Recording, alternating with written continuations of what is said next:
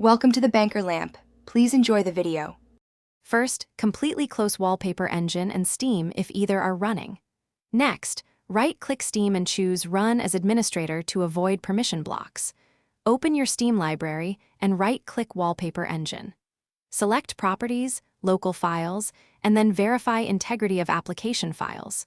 Allow Steam to repair or redownload corrupted files as needed. Also confirm your computer meets minimum requirements.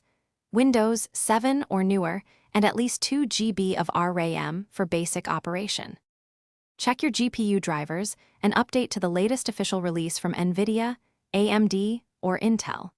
Missing or outdated drivers commonly prevent startup within 24 hours of a driver issue. Install or repair DirectX and Visual C++ redistributables, including both x86 and x64 versions.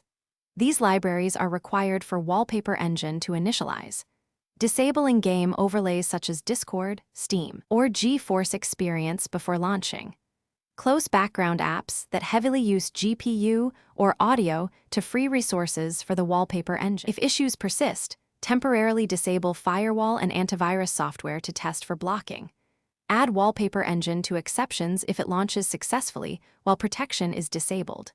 Reset configuration by closing the app, then deleting the settings folder at %appdata%bec/wallpaper engine and relaunching the program.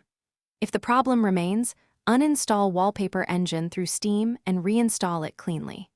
During reinstall, preserve screenshots or settings only if you exported them.